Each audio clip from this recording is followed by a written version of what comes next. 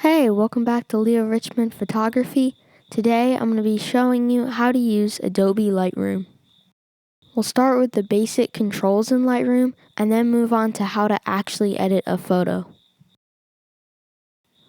So over here is where you can sort through all of your photos that you've imported into Lightroom. You can click all photos and then you can see all your photos at the bottom here. Or you can go over and go to sort by recently added or also by dates down at the bottom right here. Then if we head over to this side, then this is where you'll actually edit all your photos in here. So in this sidebar, if we click this icon, this is how we can get to all our presets. So these are preset to make the picture look a certain way.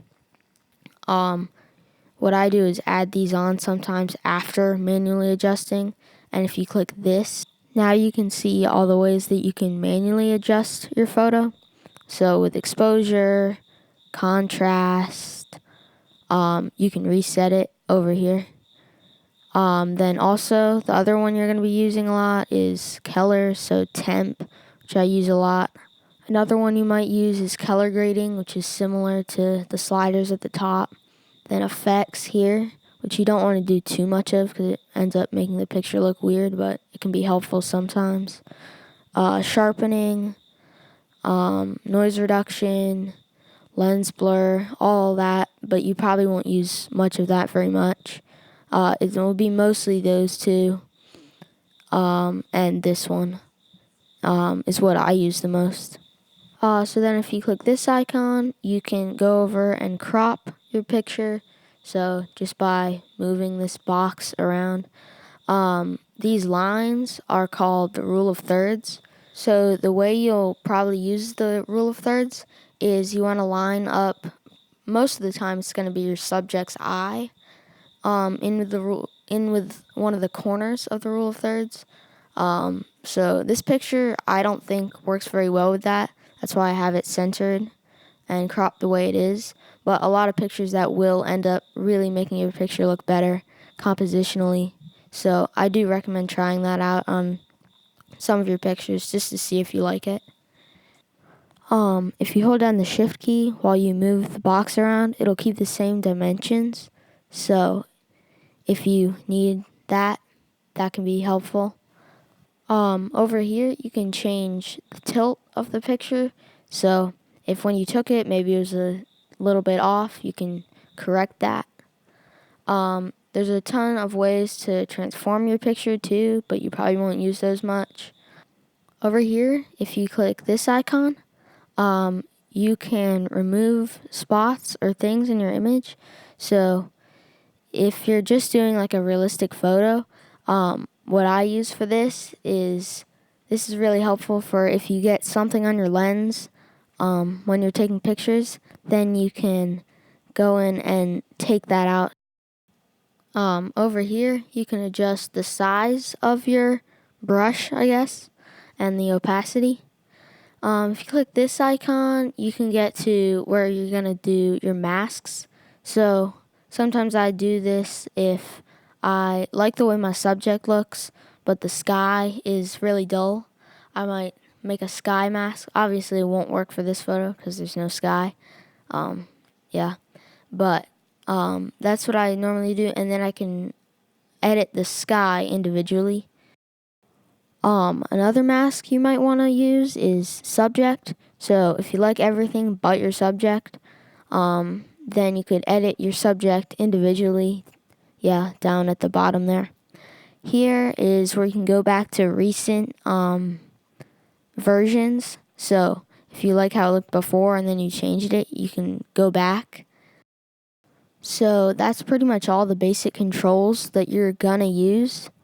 So now I think we jump into how to actually edit a picture. So I have this photo here I took of a Rocky Mountain elk in Colorado. So the first thing you're going to want to do when you start editing is use the light tab. So exposure, just get that to a point that seems normal. Contrast, you almost always want to bring up because it just makes the photo more dramatic. Highlights, probably going to want to bring up if your exposure is already right. You can always go back and tweak that. Shadows, probably bring it down because what you're doing with this is you're creating contrast, and that's really what brings a photo to life. Whites, obviously up because that's a bright thing. And then blacks, you're going to want to bring down most of the time. This is what you normally do, just to create contrast and make the photo look better. So as you can see, it already looks better. What I usually do that really brings it to life is just turn up the temp, just add warmth, and that really brought the elk and the grass to life, really makes it look alive. You don't want to do too much, or that'll look bad, but just enough that it looks warm. You might also want to try adjusting vibrance and saturation, which also normally make the picture warmer. You don't want to use too much, but a little bit can sometimes help. If we go down to effects, texture basically does what you'd think it would do. I don't use that too much, but sometimes these can help if you are using a high ISO just to make it a little bit more smooth, is one of the uses for that. But don't use too much just because it can make it look really weird. Here's vignetting. If you want to add like a light vignette to your photo, that can be cool. You don't want to do super dramatic, obviously. So as you can see, this is how we started and this is how we're ending, and it really does look a lot better just from those simple tweaks in Adobe Lightroom. A tip to just get better results is 1, shoot in RAW, and 2, shoot 1 or 2 stops overexposed because that actually gives you more data to work with in post-production. Even if it doesn't look good before post-production, it really will help. So that's what I normally do when I bring a photo into Lightroom, but you should also get creative with this.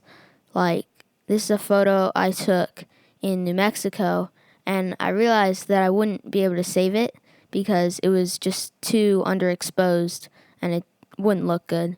So I tried doing this silhouette sort of thing, and it actually turned out looking better than I think it would if I tried to save it. So it's really good to mess around with it and try to get creative. I basically just brought everything down and brought the contrast way up, and it actually looks great. Really, once you learn the basic rules of Lightroom, then you should break them, and that's what's really going to make your photos better. Thanks for watching. I hope this was helpful, and feel free to subscribe or like the video.